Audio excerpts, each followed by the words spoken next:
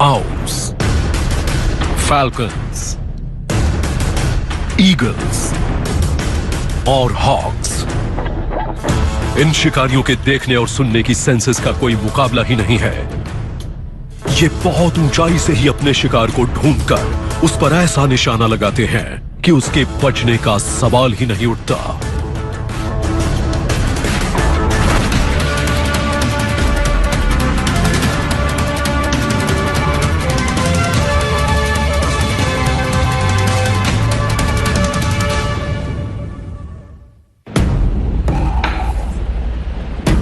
हर तरफ शांति है,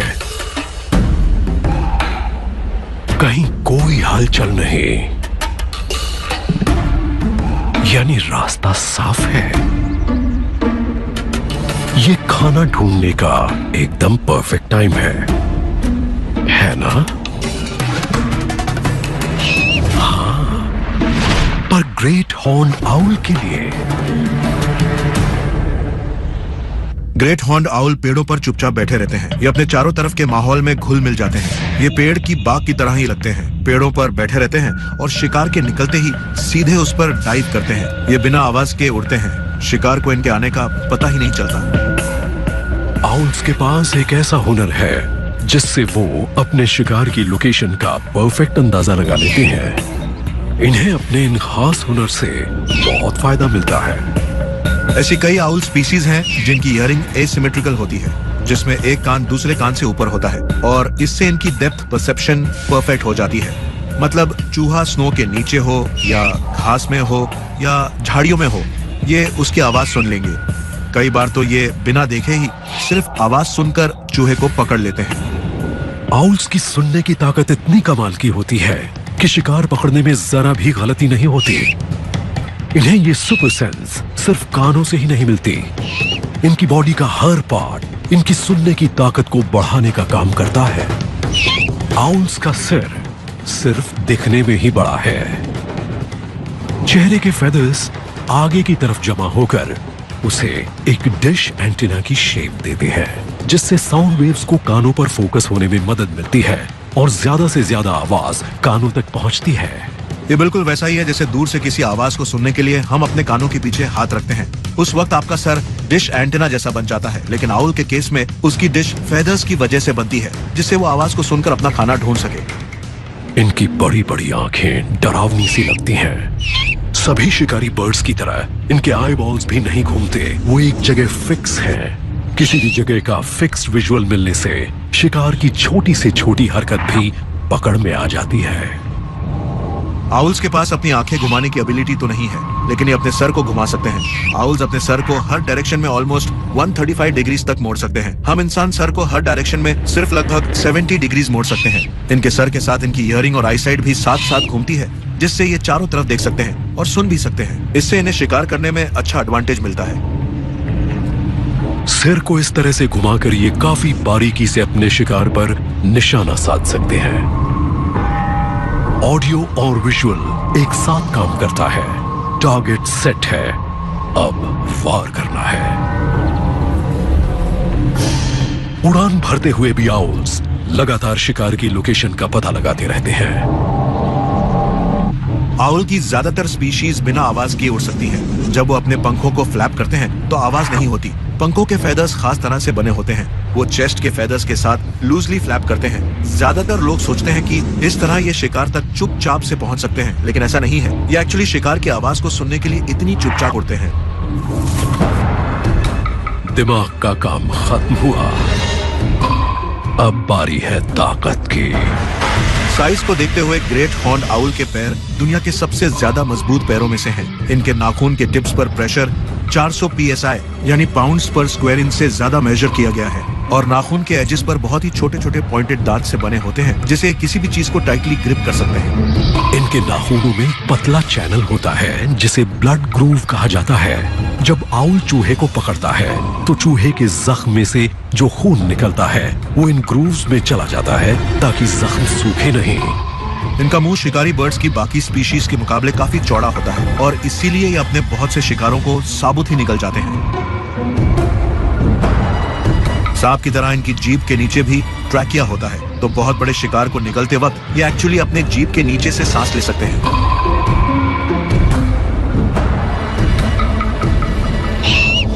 आउल्स एकदम खामोशी से शिकार को ढूंढते हैं, मारते हैं और खा लेते हैं।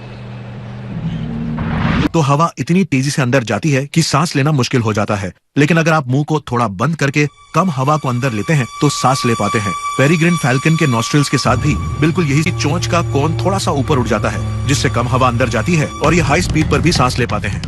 इन अडेप्टेशंस के बिना पेरिग्रीन फैल्कन के लंग्स में बहुत ज्यादा हवा भर जाती। कंस पर टेस्ट्स किए, जिससे दुनिया के सबसे फास्ट एनिमल के बारे में कुछ जानकारी मिली है। उन्होंने फैल्कन की डाइविंग की हाई स्पीड इमेजेस ली।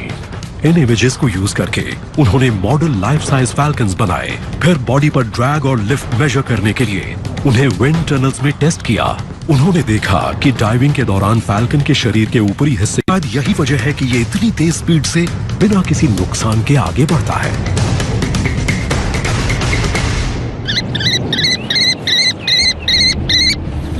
ये फैल्कन उससे काफी छोटा है और शायद स्पीड में उसका मुकाबला न कर पाए, लेकिन इसकी नजर का कोई जवाब नहीं। अमेरिकन केस्ट्रल का साइज लगभग मॉर्निंग डव जितना होता है। यह अमेरिका का सबसे छोटा फैल्कन है। पेरिग्रीन फैल्कन के इस छोटे कजिन ने शिकार करने के खतरनाक तरीकों को अपना लिया है। केस्ट्रल्स की आई साइट की स्टडी करने के बाद यह पता चला है कि ये लाइट के इंफ्रारेड स्पेक्ट्रम में देख और समझ जाते हैं कि कौन सी जगह शिकार करने के लिए अच्छी है। शिकार की अलग अलग स्पीशीज में मंडराने की यानी हवर करने की एबिलिटी होती है। ये हवा में एक ही जगह पर टिक सकते हैं, एक पतंग की तरह, और शिकार के बाहर निकलते ही ये उसके बिल्कुल ऊपर से डाइव करते हैं और शिकार को जमीन पर या फिर हवा में ही कैप्चर कर लेते हैं। पेरिग्रीन और केस्ट्रल के शिकार करने के तरीके अलग अलग हैं, लेकिन शिकार को मारने के लिए दोनों ही फैल्कन्स एक जैसे टूल्स पर ही भरोसा करते हैं। सभी फैल्कन्स की चोंच खास डिजाइन की होती है। ये 90 डिग्रीज पर मुड़ी होती है। दोनों तरफ एक छोटा दांत बाहर निकला हुआ होता है। अपनी स्पीड और पैरों की मदद से शिकार को पकड़ते ही उसके स्पाइनल कॉलम पर उसकी गर्दन पर वार करके शिकार की एक बैकबोन को डिसलोकेट कर देते हैं, जिससे शिकार मुकाबला न कर सके। इस ताकतवर टूल की वजह से पेरिग्रीन फैल्कन और अमेरिकन केस्ट्रल दोनों ही अपने दुगने साइज के शिकार को पकड़ सकते हैं। कभी कभी ये इतने बड़े शिकार को पकड़ लेते हैं कि उसे एक बार में खा नहीं पाते और उसे बाद के लिए बचा लेते हैं। फैल्कन्स शिकार करके उसे एक जगह पर छोड़ देते हैं, एक सेफ डिपॉजिट बॉक्स की तरह। ये उस जगह पर फिर वापस आते हैं और उसे खाते हैं, स्पेशली तब जब इन्हें अपने बच्चों का पेट भरना होता है। फ्यूचर प्लानिंग उन कई खूबियों में से एक है जिससे बड़े छोटे सब फैल्कन्स को कामयाबी मिली है। फैल्कन्स का राज है स्पीड, कंट्रोल और सही निशाना।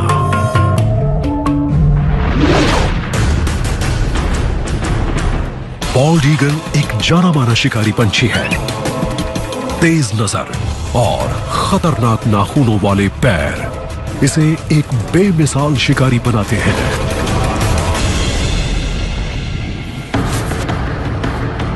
ईगल की तेज नजर के बारे में तो सब जानते हैं, लेकिन ये असल में हमारी उम्मीद से कहीं ज्यादा तेज है।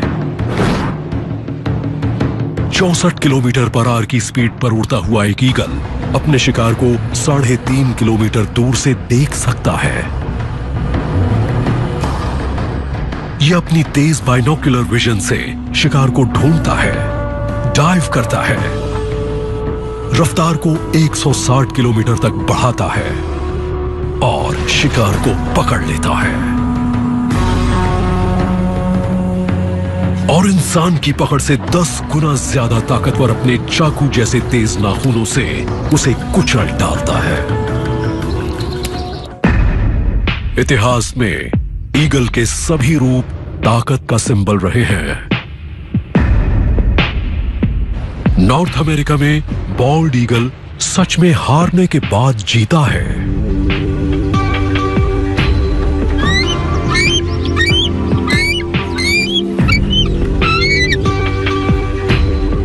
1980 के दशक में बॉल्ड ईगल एक्सटिंक्शन के बहुत करीब पहुंच चुका था, लेकिन आज ये नॉर्थ अमेरिका के तकरीबन हर हिस्से में रहता है। बड़े साइज के ये माहिर शिकारी हैं और इन कार्निवोर्स को मीट चाहिए। वो भी बहुत ज्यादा। बॉल्ड ईगल्स बड़े बड़े लेक्स के पास पाए जाते हैं और इसकी सिंपल सी वजह यह है कि ये खुद बड़े साइज के बर्ड्स हैं और ये बड़े बड़े शिकार ही पकड़ते हैं, जैसे कि वाटरफाउल, डक्स, गीज, और ये सब बड़े लेक्स में ही मिलते हैं। चोंच से लेकर पूंछ तक ये 40 इंच लंबे होते हैं। इनके पंख 7 फुट तक फैलते हैं। मेल्स का वजन 3.5 किलोग्राम तक होता है, जबकि फीमेल्स 25% बड़ी होती हैं और वजन लगभग 6.5 किलोग्राम तक होता है। साइज का ये फायदा एनिमल वर्ल्ड में मामूली बात नहीं, लेकिन शिकारी बर्ड्स में है। दुनिया में इनसे बड़ी बर्ड्स भी मौजूद हैं, लेकिन वाइल्ड लाइफ से जुड़े लोगों को लगता है कि यही सबसे बड़े हैं। साफ दिख रहा है कि ये खूबसूरत शिकारी बॉल्ड यानी गंजा तो बिल्कुल नहीं है। इसे ये नाम ओल्ड इंग्लिश शब्द बॉल्डे से मिला है, जिसका मतलब है सफेद। आंखें इंसान की आंखों जितनी ही बड़ी हैं, लेकिन इनके कंपैरिजन में हमारी नजर कमजोर है। इनकी नजर इंसान से 4 से 7 गुना ज्यादा तेज होती है और ये हमसे ज्यादा स्पीड से भी देख सकते हैं। हम 1 सेकंड में कुछ 28 से 30 फ्रेम देखते हैं और ये हर सेकंड में 100 से भी ज्यादा फ्रेम देख पाते हैं। इसीलिए सब कुछ हाई स्पीड में देख सकते हैं। हम अपनी आंखों को घुमा सकते हैं, लेकिन शिकारी बर्ड्स ऐसा नहीं कर पाते। इन्हें अपने सर को घुमाना पड़ता है, लेकिन ये एक एडवांटेज ही है। इनकी पोजीशन बिल्कुल जायरोस्कोप की तरह होती है, जिसमें इनकी गर्दन आगे बढ़ती है। ये अपने बाइनोकुलर विजन को यूज करके फोकस करते हैं। इसे टनल विजन कहा जाता है। इसमें ये ऊपर नीचे उड़ते हुए शिकार पर पूरा फोकस कर पाते हैं। इनके सिर बिल्कुल नहीं हिलते और ये शिकार को आसानी से पकड़ लेते हैं। ये बहुत से छोटे एनिमल्स का शिकार कर सकते हैं, लेकिन ये खास तौर पर मछलियों को मारने के लिए डिजाइन है। शिकार पर फोकस करते ही आई बॉल्स को प्रोटेक्ट करने के लिए उन पर एक निक्टेटिंग मेम्ब्रेन आ जाती है।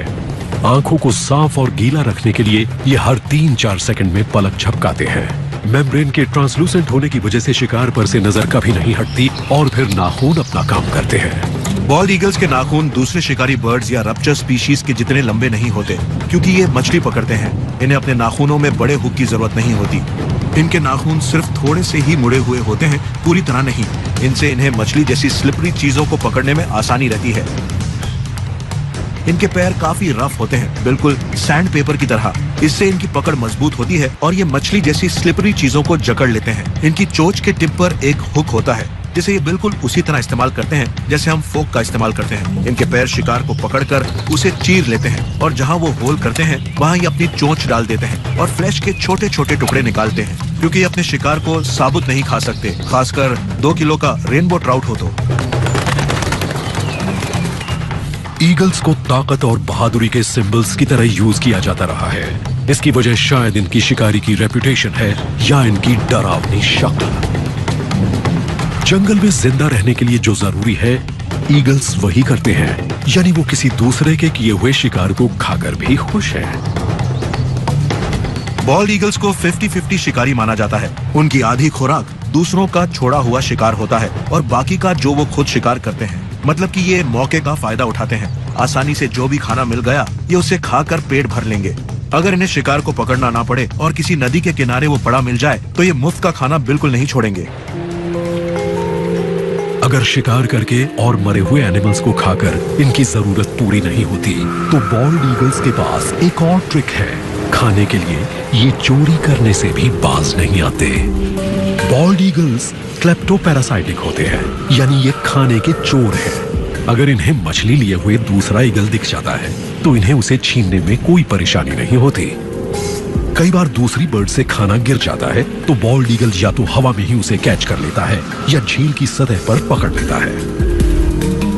अगर उन्हें एक ऐसा कॉर्मोरेंट दिखे जिसने मछली पकड़ी हुई है तो वो दोनों को पकड़ लेते हैं। इन शिकारी बर्ड्स को अपना पेट भरना है, फिर भले ही खाना मांगना पड़े, छीनना पड़े या फिर चुराना पड़े। सर्वाइवल के ये माहिर खिलाड़ी हमेशा से अपनी रेपुटेशन को बरकरार रखे हुए हैं। कुछ हॉग्स ग्रुप में शिकार करते हैं और अपने से दुगने साइज के शिकार को खाते हैं, जबकि कुछ अकेले ही शिकार ढूंढते हैं। लगता है इस अकेले हैरिस हॉग को किसी की भी मदद की जरूरत नहीं। इसकी तेज नजर से शिकार का बच पाना मुश्किल है। इस वक्त इसे बस मौके का इंतजार है। इसका निशाना चूके ऐसा बहुत कम होता है। लेकिन अगर चूक भी जाता है तो भी कोई बात नहीं। चंगुल से छूटे शिकार को पकड़ने के लिए पीछे दूसरा हॉक है। हैरिस हॉक्स उन शिकारी बर्ड्स में से हैं जो ग्रुप में शिकार करते हैं। इनका ग्रुप एक वेल ऑर्गेनाइज्ड फैमिली यूनिट होता है। एक्चुअली ये सब एक दूसरे के रिश्तेदार ही होते हैं। मतलब कोई मॉम और डैड होगा, कोई पिछले साल के भाई बहन होंगे, अंकल्स और आंटीज होंगी, जो सब एक टीम की तरह काम करते हैं। ग्रुप में शिकार करने का मतलब है कि हैरिस हॉक के पास पेट भरने के अच्छे मौके हैं। ये स्ट्रेटजी इन्होंने खुद निकाली है क्योंकि ये ज्यादातर रेगिस्तान में पाए जाते हैं जहाँ खाने की कमी होती है। ऐसी जगहों में झुंड के मूवमेंट से मदद मिलती है। ये हॉक 2 से 6 मेंबर वाले ग्रुप में रहता है जहाँ सबके काम फिक्स हैं। काम चाहे शिकार को झाड़ी से बाहर निकालने का हो या दूसरों के साथ मिलकर उसे मारने का। शिकार पर जितनी ऊपर से नजर रखी जाए उतना फायदा है और नीचे की थर्मल हवाओं की मदद से ये ऊंचाई पर आसानी से पहुंच जाते हैं। ये जमीन से ऊपर आती थर्मल हीट करंट्स को यूज करते हैं जो हॉट एयर बलून की तरह होती हैं और इन्हें हवा में ऊपर धकेलती हैं। सभी हॉक्स की नजर कमाल की होती है। इन्हें भी इंसानों की तरह रंग दिखाई देते हैं। ये अल्ट्रावायलेट रेंज में भी देख सकते हैं, इसलिए ये शाम को भी शिकार ढूंढ लेते हैं। इन्हें अपनी आंखों की पोजीशन से भी बहुत फायदा मिलता है। दूसरे शिकारी बर्ड्स की तरह हॉक्स का भी बाइनोकुलर विजन होता है, जिससे आगे बढ़ते हुए ये फोकस कर सकते हैं। किसी तेज स्पीड वाले जानवर का पीछा करते हुए इससे बहुत मदद मिलती है। इससे ये अपनी आंख के डायमीटर को एडजस्ट करके किसी शिकारी को ढूंढकर आंखों को उस पर से बिना हटाए उसका पीछा कर पाते हैं। हॉक्स की आंखों पर भी ईगल्स की तरह सेमी ट्रांसपेरेंट मेम्ब्रेन होती है जो इन्हें तेज स्पीड पर भी पीछा करते रहने में मदद करती है। ये एक तरफ से दूसरी तरफ विंडशील्ड वाइपर की तरह घूमती है। ये मेम्ब्रेन आंख को मॉइस्ट रखती है। हम इंसानों के मुकाबले इन्हें ये एक और फायदा है क्योंकि हमें तो अपनी आईलिड्स को लगातार ब्लिंक करना पड़ता है और इससे हमारी नजर टिक नहीं पाती। मतलब एक स्प्लिट सेकंड के लिए हमें कुछ नजर नहीं आता, जबकि हॉक्स लगातार देख सकते हैं। आर पार देख सकने वाली मेम्ब्रेन की वजह से हॉक की नजर शिकार पर से कभी नहीं हटती। हैरिस हॉक्स अपनी बड़ी और ताकतवर चोंच और नाखूनों की मदद से शिकार करने में कोई कसर नहीं छोड़ते। हर स्पीशीज के हॉक्स का साइज अलग अलग होता है। पूरी तरह फैलने के बाद हैरिस हॉक के पंखों की एवरेज चौड़ाई 45 इंच की होती है। ये उड़ान के दौरान शिकार करने में माहिर होते हैं। ये अपने पैरों के फ्लेक्सिबल और मजबूत टेंडन्स की मदद से तेज स्पीड पर भी बर्ड को पकड़ सकते हैं। एक बार पकड़ लिया तो फिर ये उसे छोड़ते नहीं। शिकार को पकड़कर कुछ हॉक्स उसे स्क्वीज करते हैं, कुछ उसे बार बार स्क्वीज करके शिकार में होल्स करते हैं, लेकिन कुछ हॉक्स एक बार दबाते हैं और फिर उसे पकड़े रहते हैं। घायल शिकार की मौत उस पर पड़ने वाले प्रेशर से हो जाती है। हॉक्स की कामयाबी का राज है पेशेंस और पोजीशन। ये एक टेलीफोन पोल पर या पेड़ पर बैठेंगे और मैदान पर नजर डालेंगे ताकि शिकार की छोटी सी छोटी मूवमेंट भी उन्हें नजर आए और जैसे ही वो बाहर आएगा ऊंचाई से ग्लाइड करते हुए नीचे आएंगे और जमीन पर ही शिकार को पकड़ लेंगे। हॉक्स का खाना अपनी जगह और मौसम के मुताबिक होता है। जैसे कि नॉर्थ अमेरिका में रेड टेल्ड हॉक्स गर्मियों में चूहे और सांप खाते हैं। कनाडा के घास के मैदानों और बंजर इलाकों में स्वेनसन्स हॉक्स ग्रास हॉपर्स को खाते हैं। Northern hemisphere, north America, Asia और यूरोप के जंगलों में गॉस हॉक्स पाए जाते हैं जो ग्राउस, कौवा और रुक बर्ड्स को खाते हैं। वो किस जगह हैं इसका फर्क पड़ता है और वो कॉटन टेल रैबिट और जैक रैबिट्स को खाना ज्यादा पसंद करते हैं। हॉक्स को दरअसल जो मिलता है वो उसे ही खाकर खुश रहते हैं। अपने बाइनोक्यूलर विजन, पैने नाखूनों और ग्रुप में शिकार करने की काबिलियत के साथ पंखों वाले इस शिकारी का दबदबा हवा और जमीन दोनों पर है। शिकारी बर्ड्स को दुनिया को ऊपर से देख सकने का फायदा भी मिलता है। बेहतरीन नजर, पैनी चोंच और ताकतवर नाखूनों वाले ये शिकारी एक्सपर्ट हैं और खतरनाक भी।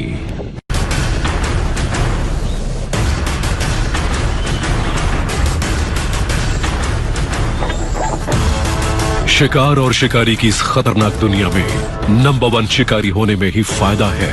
अफ्रीका में कई खतरनाक शिकारी हैं, लेकिन उनमें से असली शिकारी सिर्फ एक है। शिकार को मौत की नींद सुलाता है शेरों का झुंड, जिसे कहा जाता है प्राइड। यहाँ तरह तरह के शिकारी हैं जो इस्तेमाल करते हैं अलग अलग स्ट्रेटेजीज। सब करते हैं अपने अंदाज में अटैक।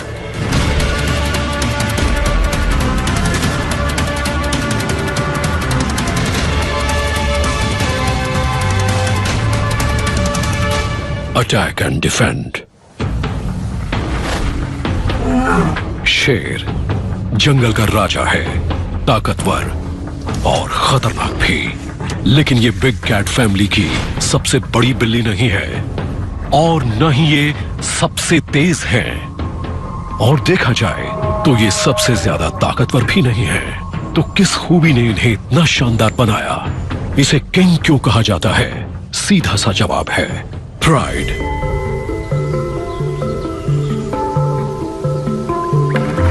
शेर ग्रुप बनाकर ही अपने शिकार को मारते हैं। ग्रुप बनाने से ये न सिर्फ बड़े जानवरों पर हमला कर पाते हैं, बल्कि इन्हें खाना भी लगातार मिलता है, क्योंकि ये एक दूसरे की मदद करते हैं। ग्रुप में शिकार करने के लिए दरअसल फीमेल्स ही हैं जिन्होंने खुद को ढाला है। पीछा करते हुए ये एक दूसरे का साथ देती हैं, जिससे बहुत कंफ्यूजन क्रिएट हो जाए और आखिर में जब ये हमला करें तो शिकार को ये समझ में ही ना आए कि उसे भागना किस तरफ है। शेरनियां तकरीबन 80 किलोमीटर पर आवर की स्पीड से भाग सकती हैं, लेकिन सिर्फ थोड़ी दूर तक। इसलिए दुनिया के कुछ सबसे तेज भागने वाले एनिमल्स को पकड़ने के लिए इन्हें कोई तरकीब तो लगानी पड़ेगी। स्टेमिना कम है, इसलिए वो ज्यादा से ज्यादा छुपी रहती हैं। वो लंबी लंबी घास में छुपकर प्यासे जानवरों का इंतजार करती हैं कि वो इतने नजदीक आ जाए कि ये हमला कर सके। शेरनी शिकार को गिराते ही उसके गले पर पकड़ जमाती है और उसे कुचल देती है, जिससे उसकी सांस रुक जाती है। फिर पूरा प्राइड फ्लैश को दांतों से चीर चीर कर निकालता है। टीम बनाकर काम करने का यह तरीका शिकार करने तक ही नहीं रहता। रिलेटिव्स ही मिलकर ग्रुप बनाते हैं। सभी फीमेल्स एक दूसरे से रिलेटेड होती हैं और इसीलिए सभी बच्चे भी एक दूसरे के रिलेटिव्स होते हैं। सभी फीमेल्स ज्यादातर एक ही वक्त में बच्चों को जन्म देती हैं और क्योंकि सभी रिलेटिव्स हैं, इसलिए कोई भी फीमेल ग्रुप के किसी भी बच्चे को दूध पिलाकर खुश ही होती है।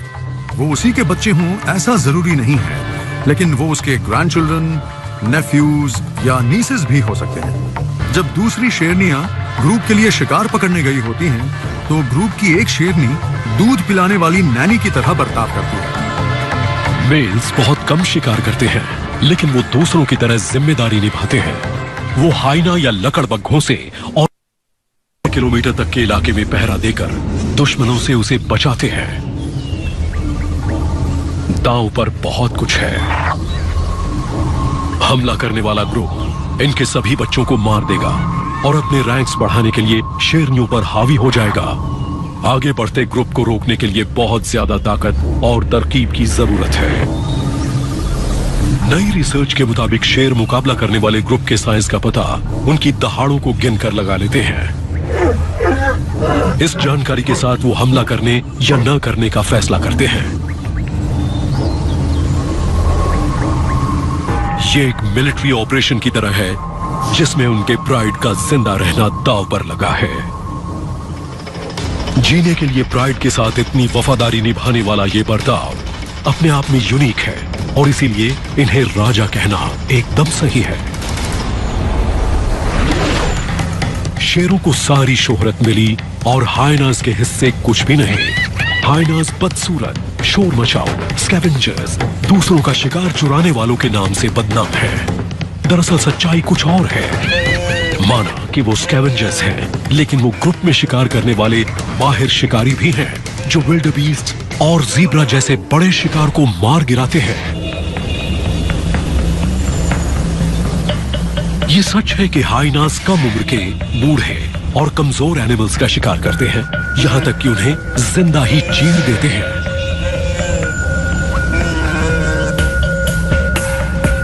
और वो ये सब डरावनी चीखों के साथ करते हैं।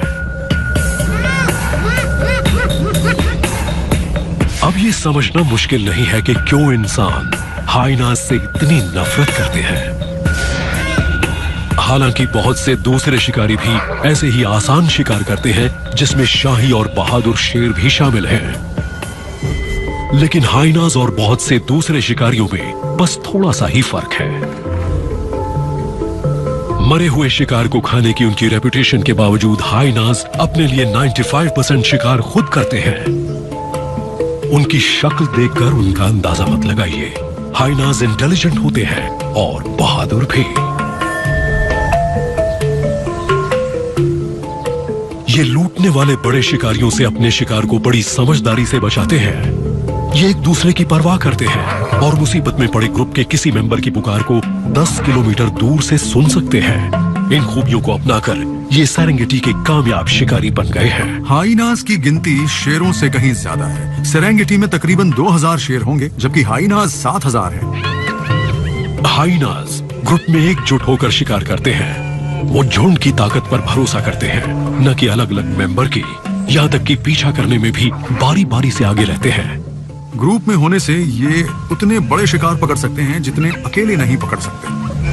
खुले मैदान में शिकार को दौड़ाकर थका देने के बाद पूरा ग्रुप उस पर टूट पड़ता है। मेल्स का दर्जा ऊंचा है, इसलिए पहले वो खाती हैं, फिर बच्चे खाते हैं और फिर मेल्स का नंबर आता है। अगर कोई भी भूखा मेंबर क्यू तोड़ता है तो उसे बॉस फीमेल की मार सहनी पड़ती है। उन्हें ऊंचे रैंक वाले जवान मेंबरों की बदतमीजी को भी सहना पड़ेगा, नहीं तो खून खराबा हो जाएगा। डिसिप्लिन के लिए सिर्फ बेरहमी वाली मार धाड़ का तरीका ही नहीं है, कानों को फाड़ने वाली चीख से भी झगड़े को निपटाया जा सकता है। रिसर्च से पता चलता है कि चीख की पिच से उम्र पता चलती है और उसकी फ्रीक्वेंसी से सोशल रैंक। इन गैंग्स को सेरेंगेटी के उन खुले मैदानों में देखा जा सकता है जहां पेड़ नहीं है। सेरेंगेटी के 2/3 हिस्से में जंगल है और उस इलाके में हाइनाज अकेले रहते हैं और छोटे शिकारों को खाते हैं। सेरेंगेटी से इन्हें जो भी मिलता है ये उसे खुशी खुशी ले लेते हैं, इसलिए ये कभी भूखे नहीं रहेंगे। हाल ही में ड्यूक यूनिवर्सिटी में एक स्टडी की गई और चिंपैंजीज के दिमाग का मुकाबला हाइनाज से किया गया।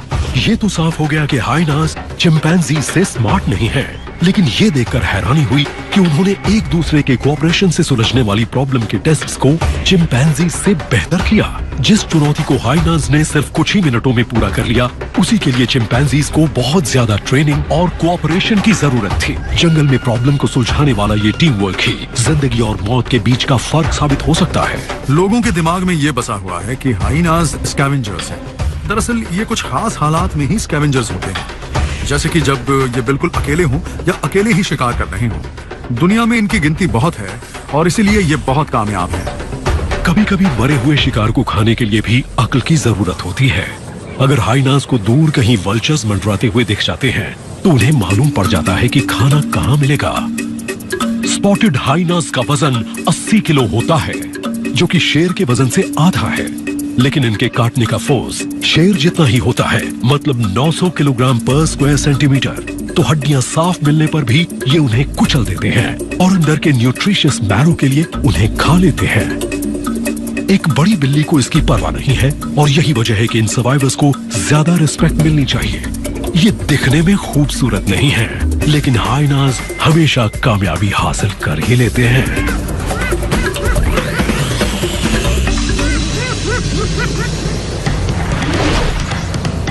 अफ्रीका के जंगलों में जिंदा रहने के लिए किसी भी एनिमल को मुकाबले में आगे रहना जरूरी है।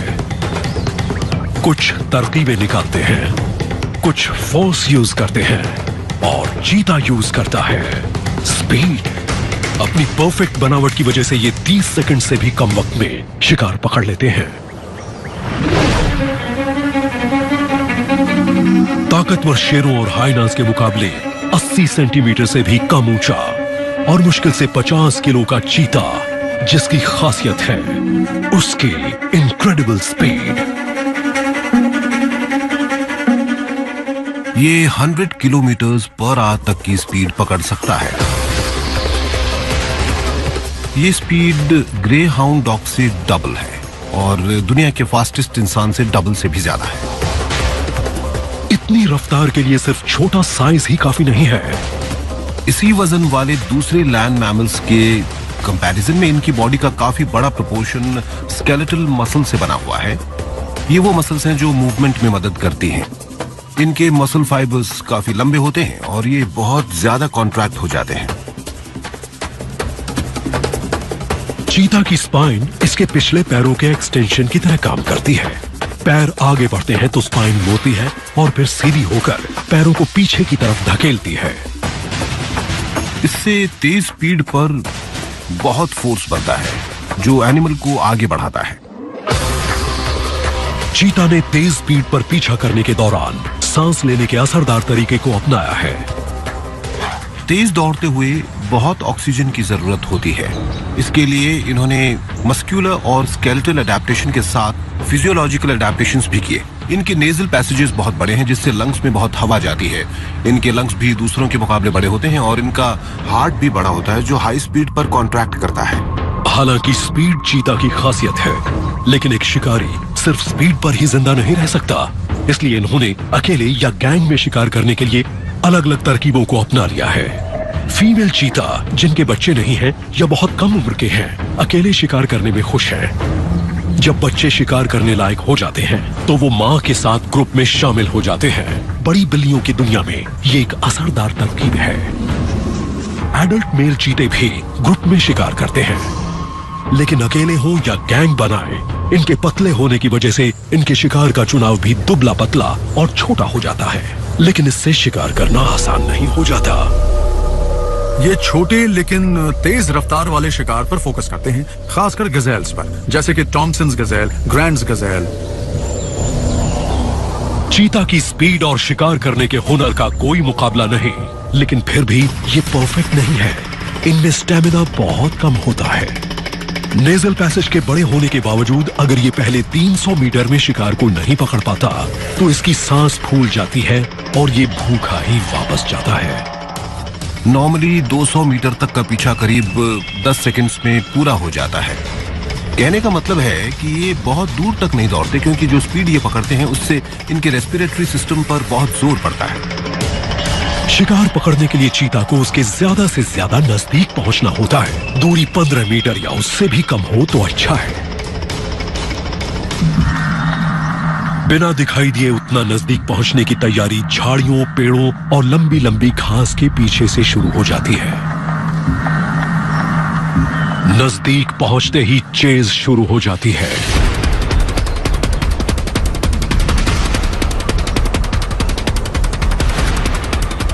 वो चीते से तेज नहीं दौड़ सकते, इसलिए आड़ा तिरछा दौड़ते हैं। और गजेल को पकड़ने के लिए चीता भी यही करता है, बहुत ज्यादा तेजी से। इनके पैरों के फुट पैड्स काफी सख्त होते हैं। इनके पंजे पकड़ बनाने के लिए बढ़े हुए होते हैं और इसीलिए ये बड़ी तेजी से चकमा दे सकते हैं। ये शिकार को जमीन पर गिरा देते हैं और उसके गले को दबाकर उसका दम घोंट देते हैं।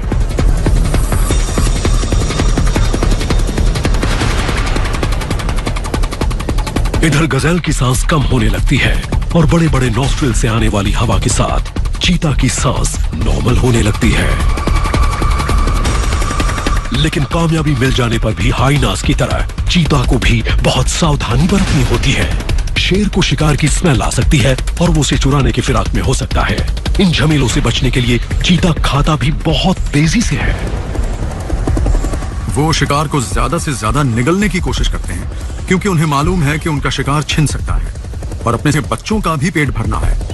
इन्हें बड़े शिकारियों से शिकार के चुरा लेने का खतरा ज्यादा होता है।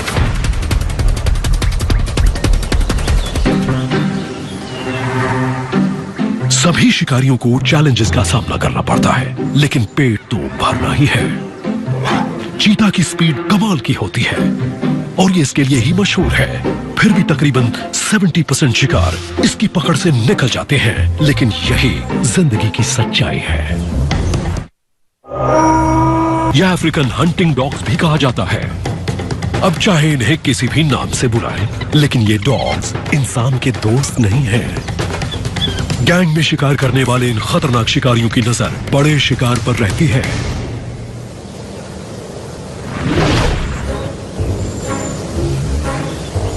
किसी गलत फहमी में मत रहिए, ये आपका पालतू कुत्ता नहीं है। ये हैं अफ्रीकन पेंटेड डॉग्स। पालतू कुत्तों के इन दूर के रिश्तेदारों को मालूम है कि उनकी ताकत एकजुट होकर रहने में है। इनके गैंग में 30 तक मेंबर होते हैं।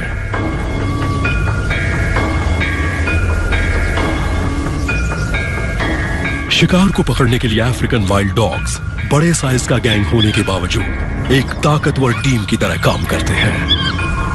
गैंग में जितने ज्यादा मेंबर होंगे, शिकार करने में उन्हें उतनी ही कामयाबी मिलेगी। ये दरअसल मिड साइज के शिकारी हैं। ये ज्यादातर अपने से बड़े साइज के शिकार पकड़ने की कोशिश करते हैं, इसलिए उनका पीछा करने में थक जाते हैं। और अगर ये एक ज़ीब्रा को मारना चाहते हैं जिसका वजन इनकी साइज से 8 से 10 गुना ज्यादा हो, तो इनकी दूसरी खूबियां हैं जो मदद करती हैं और इन्हें कामयाब बनाती हैं।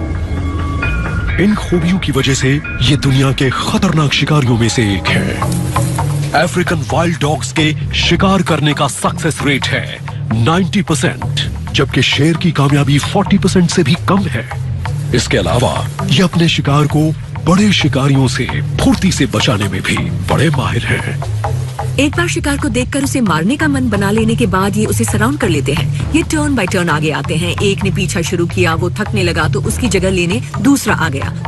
इस तरह ये जैसे बारी बारी से शिकार पकड़ने की कोशिश करते हैं और आखिर में जो भी शिकार के पास तक पहुंचता है वो उसे पकड़ लेता है। ये शिकार को ज्यादातर पेट के हिस्से से पकड़ते हैं। हर गैंग के leader dominant breeding mail females होते हैं। गैंग इनके बच्चों और रिश्तेदारों से ही बना होता है, जिसमें मेल्स की गिनती बहुत ज्यादा होती है।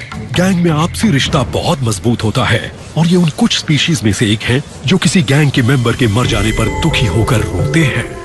भेड़ियों जैसे दूसरे शिकारियों से अलग, अगर वाइल्ड डॉग्स के झुंड का लीडिंग जोड़ा मर जाता है तो झुंड पूरी तरह से बिखर जाता है और फिर नए सिरे से जुड़ता है।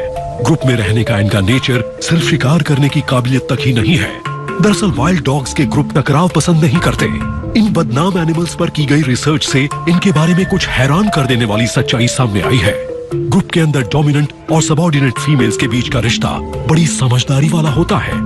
इनका अपना एक अलग सोशल सपोर्ट सिस्टम है। एक दूसरे के साथ फ्रेंडली रहकर भी ये रिश्ते को लगातार मजबूत करते रहते हैं।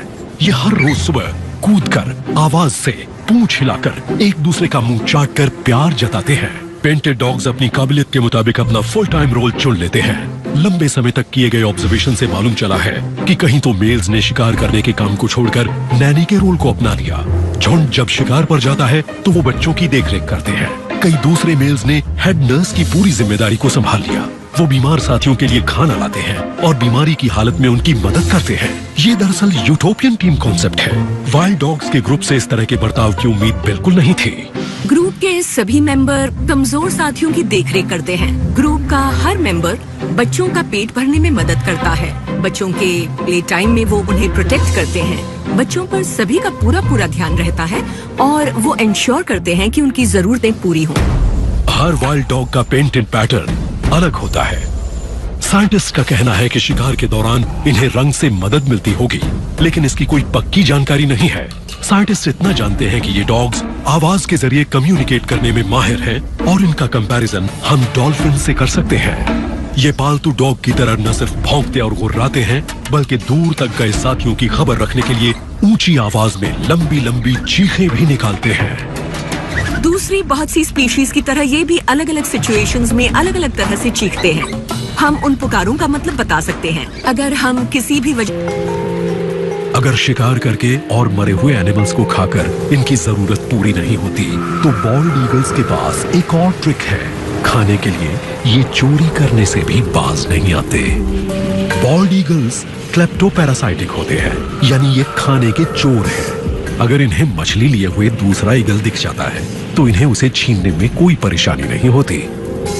कई बार दूसरी बर्ड से खाना गिर जाता है तो बॉल्ड ईगल या तो हवा में ही उसे कैच कर लेता है या झील की सतह पर पकड़ लेता है।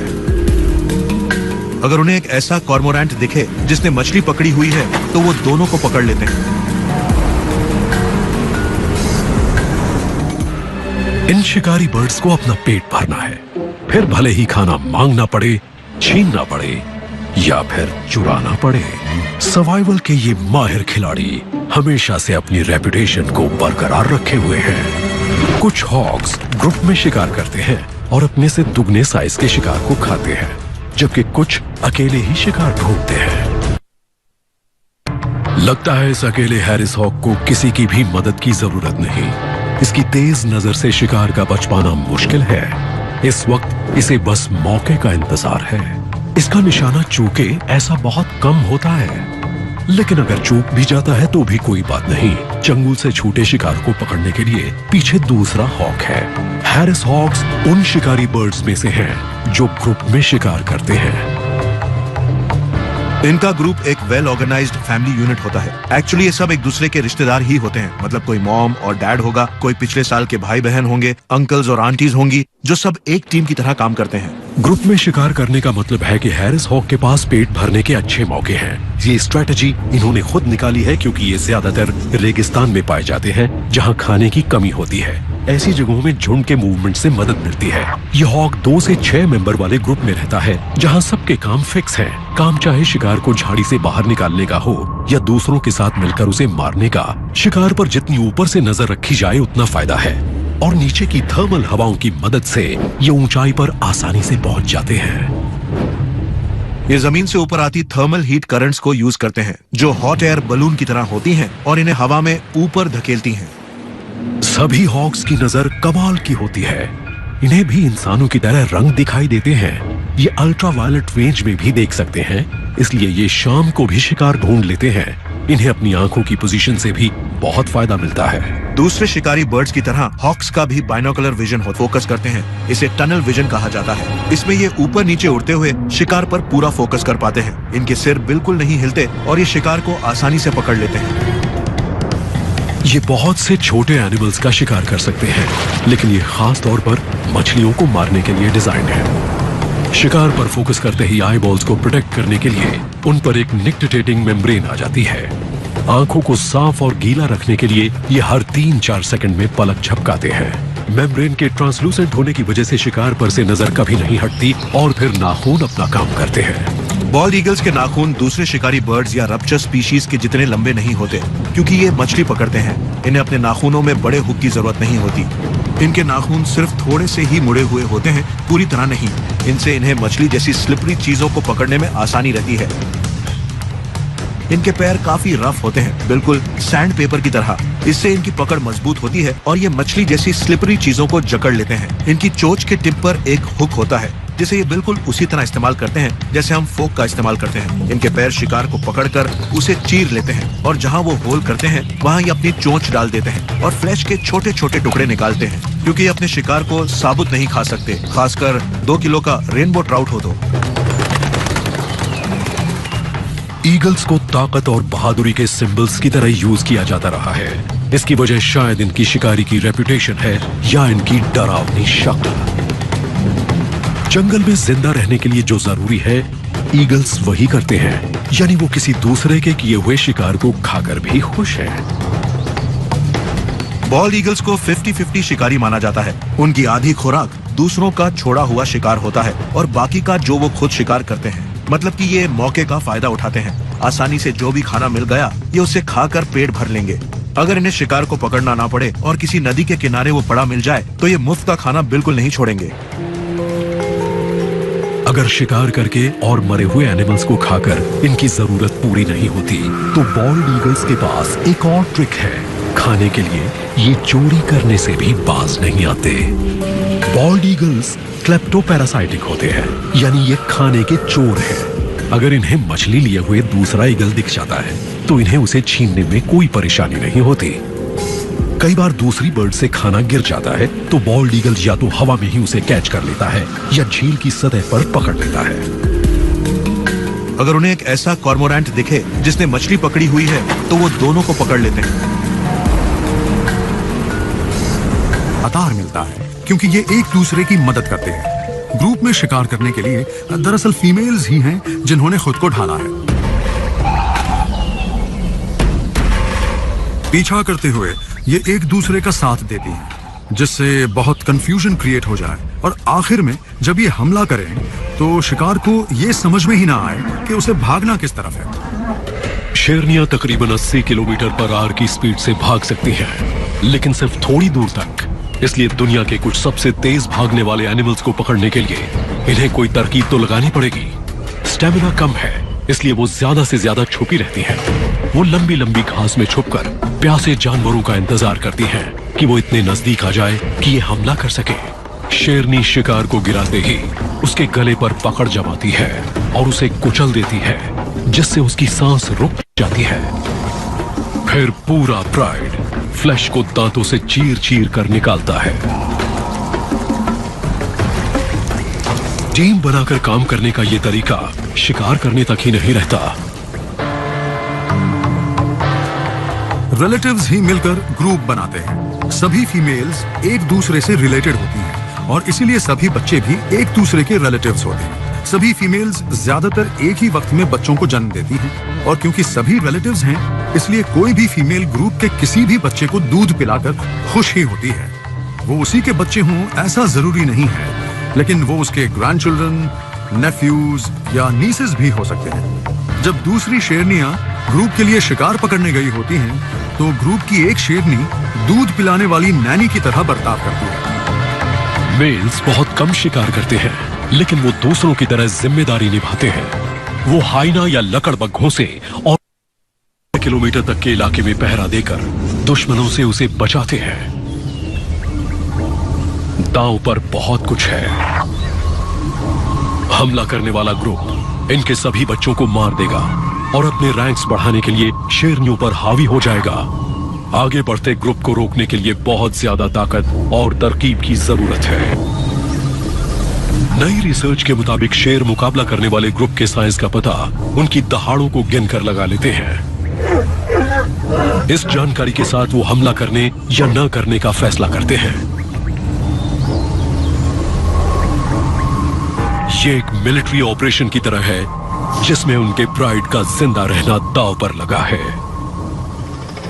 जीने के लिए प्राइड के साथ इतनी वफादार ये हॉक 2 से 6 मेंबर वाले ग्रुप में रहता है, जहां सबके काम फिक्स हैं। काम चाहे शिकार को झाड़ी से बाहर निकालने का हो या दूसरों के साथ मिलकर उसे मारने का। शिकार पर जितनी ऊपर से नजर रखी जाए उतना फायदा है, और नीचे की थर्मल हवाओं की मदद से ये ऊंचाई पर आसानी से पहुंच जाते हैं।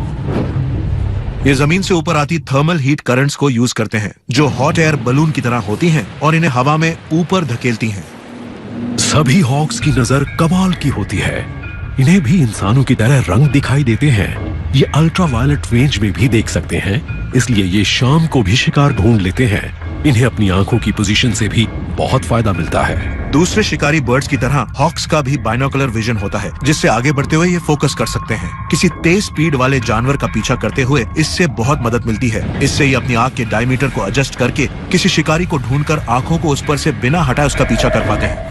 हॉक्स की आंखों पर भी ईगल्स की तरह सेमी ट्रांसपेरेंट मेम्ब्रेन होती है, जो इन्हें तेज स्पीड पर भी पीछा करते रहने में मदद करती है। ये एक तरफ से दूसरी तरफ विंडशील्ड वाइपर की तरह घूमती है। ये मेम्ब्रेन आंख को मॉइस्ट रखती है। हम इंसानों के मुकाबले इन्हें ये एक और फायदा है, क्योंकि हमें तो अपनी आईलिड्स को लगातार ब्लिंक करना पड़ता है और इससे हमारी नजर टिक नहीं पाती।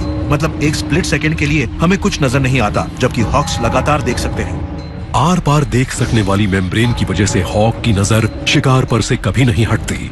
हैरिस हॉक्स अपनी बड़ी और ताकतवर चोंच और नाखूनों की मदद से शिकार करने में कोई कसर नहीं छोड़ते। हर स्पीशीज के हॉक्स का साइज अलग अलग होता है। पूरी तरह फैलने के बाद हैरिस हॉक के पंखों की एवरेज चौड़ाई 45 इंच की होती है। ये उड़ान के दौरान शिकार करने में माहिर होते हैं। ये अपने पैरों के फ्लेक्सिबल और मजबूत टेंडन्स की मदद से तेज स्पीड पर भी बर्ड को पकड़ सकते हैं। एक बार पकड़ लिया तो फिर ये उसे छोड़ते नहीं। शिकार को पकड़कर कुछ हॉक्स उसे स्क्वीज करते हैं, कुछ उसे बार बार स्क्वीज करके शिकार में होल्स करते हैं, लेकिन कुछ हॉक्स एक बार दबाते हैं और फिर उसे पकड़े रहते हैं। घायल शिकार की मौत उस पर पड़ने वाले प्रेशर से हो जाती है। हॉक्स की कामयाबी का राज है पेशेंस और पोजीशन।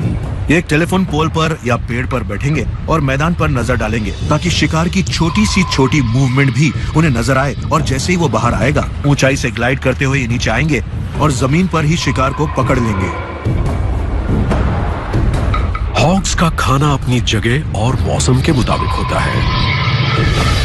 जैसे कि नॉर्थ अमेरिका में रेड टेल्ड हॉक्स गर्मियों में चूहे और सांप खाते हैं।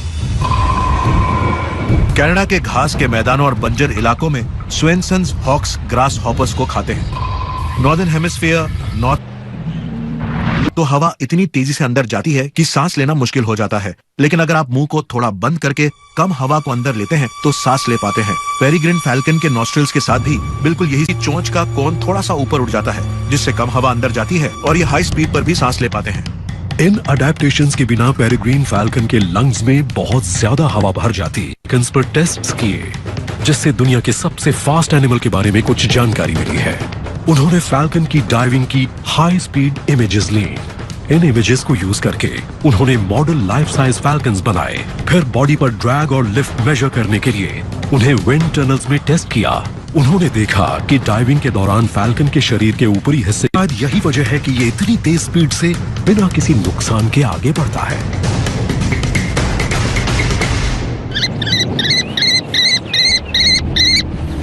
ये फैल्कन उससे काफी छोटा है और शायद स्पीड में उसका मुकाबला न कर पाए, लेकिन इसकी नजर का कोई जवाब नहीं। अमेरिकन केस्ट्रल का साइज लगभग मॉर्निंग डव जितना होता है। यह अमेरिका का सबसे छोटा फैल्कन है। पेरिग्रीन फैल्कन के इस छोटे कजिन ने शिकार करने के खतरनाक तरीकों को अपना लिया है। केस्ट्रल्स की आई साइट की स्टडी करने के बाद यह पता चला है कि ये लाइट के इंफ्रारेड स्पेक्ट्रम में देख और समझ जाते हैं कि कौन सी जगह शिकार करने के लिए अच्छी है। शिकार की अलग अलग स्पीशीज में मंडराने की यानी हवर करने की एबिलिटी होती है। ये हवा में एक ही जगह पर टिक सकते हैं, एक पतंग की तरह, और शिकार के बाहर निकलते ही ये उसके बिल्कुल ऊपर से डाइव करते हैं और शिकार को जमीन पर या फिर हवा में ही कैप्चर कर लेते हैं। पेरिग्रीन और केस्ट्रल के शिकार करने के तरीके अलग अलग हैं, लेकिन शिकार को मारने के लिए दोनों ही फैल्कन्स एक जैसे टूल्स पर ही भरोसा करते हैं। सभी फैल्कन्स की चोंच खास डिजाइन की होती है। ये 90 डिग्रीज पर मुड़ी होती है। दोनों तरफ एक छोटा दांत बाहर निकला हुआ होता है। अपनी स्पीड और पैरों की मदद से शिकार को पकड़ते ही उसके स्पाइनल कॉलम पर उसकी गर्दन पर वार करके शिकार की एक बैकबोन को डिसलोकेट कर देते हैं, जिससे शिकार मुकाबला न कर सके। इस ताकतवर टूल की वजह से पेरिग्रीन फैल्कन और अमेरिकन केस्ट्रल दोनों ही अपने दुगने साइज के शिकार को पकड़ सकते हैं। कभी कभी ये इतने बड़े शिकार को पकड़ लेते हैं कि उसे एक बार में खा नहीं पाते और उसे बाद के लिए बचा लेते हैं। फैल्कन्स शिकार करके उसे एक जगह पर छोड़ देते हैं, एक सेफ डिपॉजिट बॉक्स की तरह। ये उस जगह पर फिर वापस आते हैं और उसे खाते हैं, स्पेशली तब जब इन्हें अपने बच्चों का पेट भरना होता है।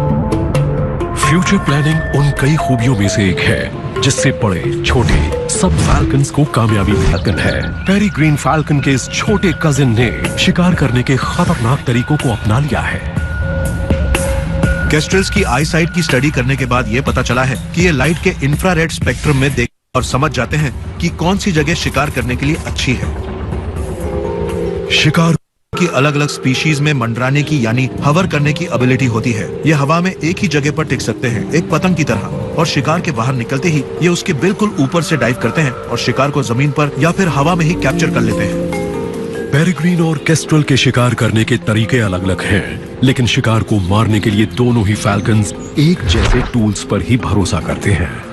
सभी फैल्कन्स की चोंच खास डिजाइन की होती है। ये 90 डिग्रीज पर मुड़ी होती है।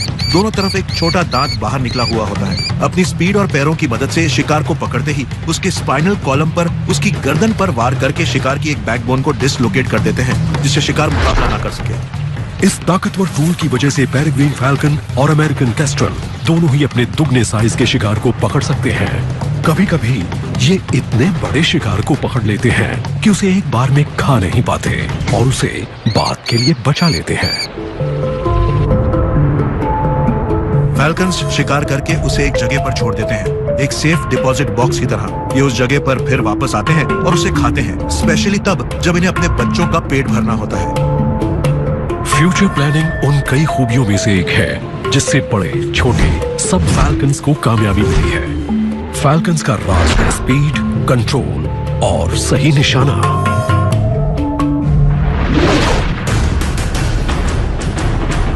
बॉल्ड ईगल एक जाना माना शिकारी पंछी है। तेज नजर और खतरनाक नाखूनों वाले पैर इसे एक बेमिसाल शिकारी बनाते हैं।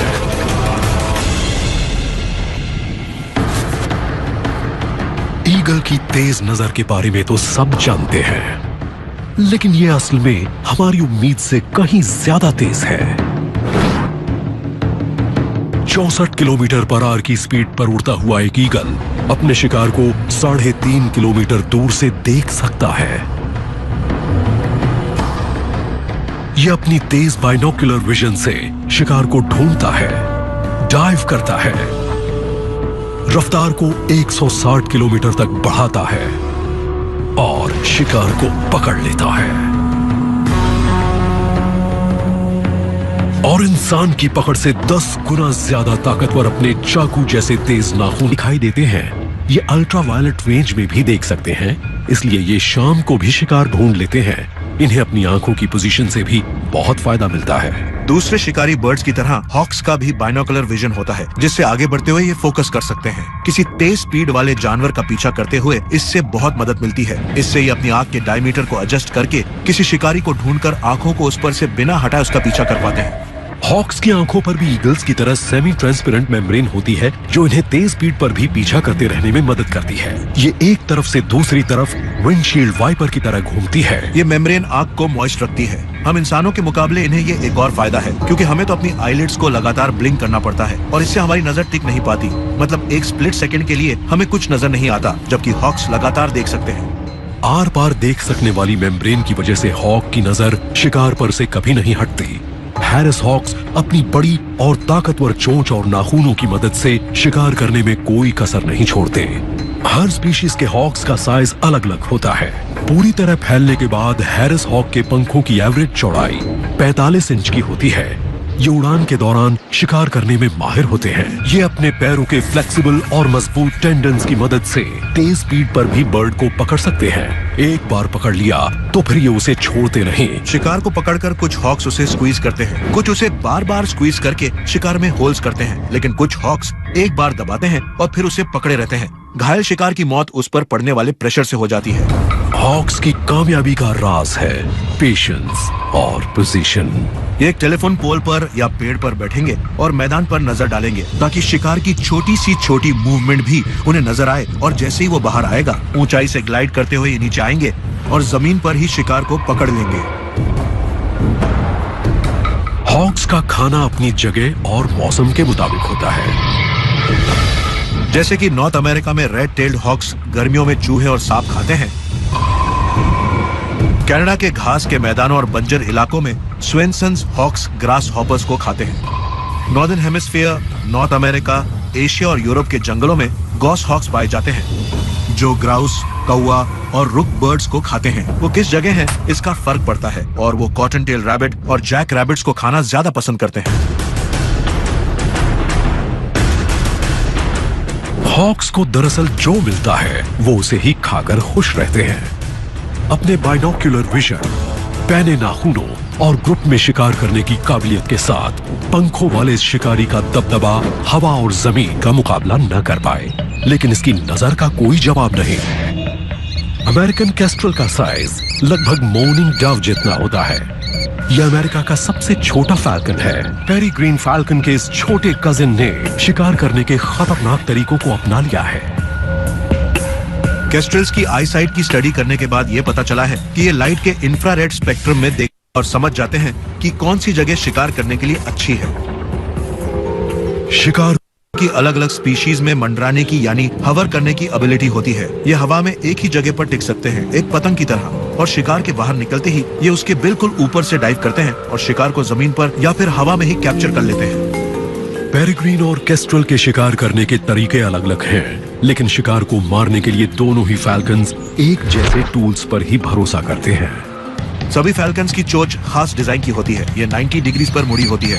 दोनों तरफ एक छोटा दांत बाहर निकला हुआ होता है। अपनी स्पीड और पैरों की मदद से शिकार को पकड़ते ही उसके स्पाइनल कॉलम पर उसकी गर्दन पर वार करके शिकार की एक बैकबोन को डिसलोकेट कर देते हैं, जिससे शिकार मुकाबला न कर सके। इस ताकतवर टूल की वजह से पेरिग्रीन फैल्कन और अमेरिकन केस्ट्रल दोनों ही अपने दुगने साइज के शिकार को पकड़ सकते हैं। कभी कभी ये इतने बड़े शिकार को पकड़ लेते हैं कि उसे एक बार में खा नहीं पाते और उसे बाद के लिए बचा लेते हैं। फैल्कन्स शिकार करके उसे एक जगह पर छोड़ देते हैं, एक सेफ डिपॉजिट बॉक्स की तरह। ये उस जगह पर फिर वापस आते हैं और उसे खाते हैं, स्पेशली तब जब इन्हें अपने बच्चों का पेट भरना होता है। फ्यूचर प्लानिंग उन कई खूबियों में से एक है जिससे बड़े छोटे सब फैल्कन्स को कामयाबी मिली है। फैल्कन्स का राज है स्पीड, कंट्रोल और सही निशाना।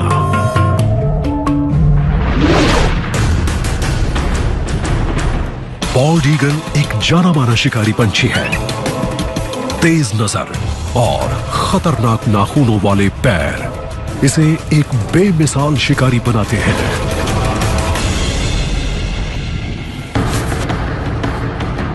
ईगल की तेज नजर के बारे में तो सब जानते हैं, लेकिन ये असल में हमारी उम्मीद से कहीं ज्यादा तेज है। 64 किलोमीटर पर आवर की स्पीड पर उड़ता हुआ एक ईगल अपने शिकार को 3.5 किलोमीटर दूर से देख सकता है। यह अपनी तेज बाइनोक्यूलर विजन से शिकार को ढूंढता है, डाइव करता है, रफ्तार को 160 किलोमीटर तक बढ़ाता है। उसको कामयाबी मिली है। फैल्कन्स का राज है स्पीड, कंट्रोल और सही निशाना।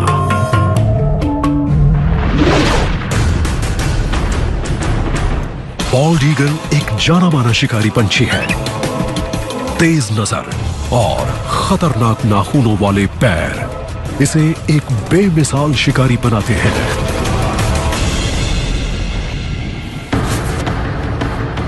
ईगल की तेज नजर के बारे में तो सब जानते हैं, लेकिन यह असल में हमारी उम्मीद से कहीं ज्यादा तेज है। 64 किलोमीटर पर आवर की स्पीड पर उड़ता हुआ एक ईगल अपने शिकार को 3.5 किलोमीटर दूर से देख सकता है। यह अपनी तेज बाइनोक्यूलर विजन से शिकार को ढूंढता है, डाइव करता है, रफ्तार को 160 किलोमीटर तक बढ़ाता है और शिकार को पकड़ लेता है। और इंसान की पकड़ से 10 गुना ज्यादा ताकतवर अपने चाकू जैसे तेज नाखूनों से उसे कुचल डालता है। इतिहास में ईगल के सभी रूप ताकत का सिंबल रहे हैं। नॉर्थ अमेरिका में बॉल्ड ईगल सच में हारने के बाद जीता है।